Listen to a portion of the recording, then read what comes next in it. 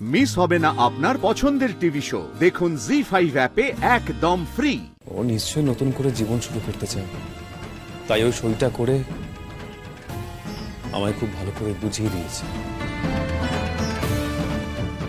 ও নতুন করে জীবন শুরু করতে চায়? হ্যাঁ, সম্ভবত অরণ্য বলে একজনের সঙ্গে। তুই জানিস তুই কি বলছিস? আমি জেনেই বলছি না। আমি অরণ্যকে কয়েকদিন দেখেছি আমার সঙ্গে করেছে।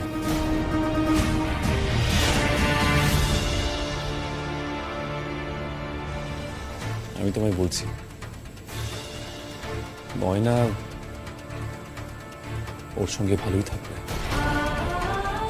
দেখেছিস মানে? কলেজে। আর এই কারণেই আমি মেজকাকে জোর করি যে ডিভোর্সের পেপারসগুলো তাড়াতাড়ি বানাতে। তার কারণ আমি একটা চান্স নেওয়ার চেষ্টা করছিলাম। এই পেপারসগুলো দেখিয়ে যদি ময়নার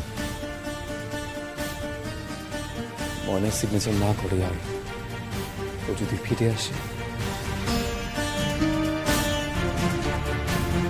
দেখো বাবা, এতদিন ধরে ময়নার প্রতি আমার একটা দায়িত্ব ছিল, সেই কারণেই আমি তোমাদের সকলের সঙ্গে লড়াই করেছি। তোমাদের কাছে আমি সময় চেয়েছি, কিন্তু আজকে আমাকে ওর সমস্ত দায়িত্ব থেকে মুক্তি দিয়েছে।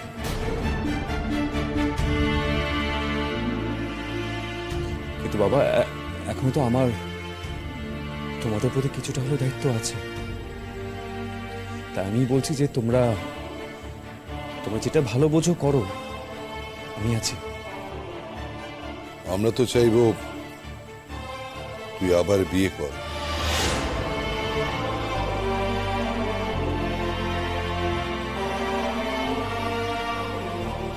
করবো বাবা, করবো।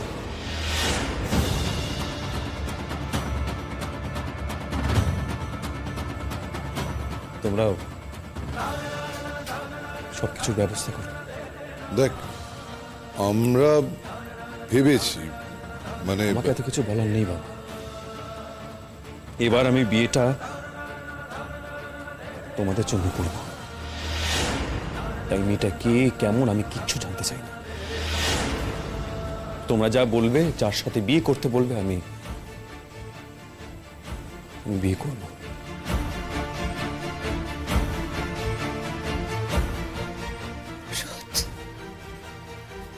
শুধু আমাদের জন্য বিয়ে করবি? তোর নিজের জন্য নয়? মা, সময় যে সম্পর্ক ভাঙে সেটা তো দেখলাম। দেখি না সময় নতুন করে সম্পর্ক গড়ে কিনা। আমি এই সিচুয়েশন থেকে বেরোতে চাই। আমার ভবিষ্যতে কি হবে সেটা কি এখন এখানে দাঁড়িয়ে কি বলা যায়? বলো না। তুমি তো ভেবেছিলে যে আমি ময়নার সঙ্গে বিয়ে করলে আমি খুব সুখী হব। তুমি তো কথাটা বলেছিলে। আমি কি সুখী হতে পেরেছি? পারিনি তো। তাই আমি আর কাউকে জাজ করবো না।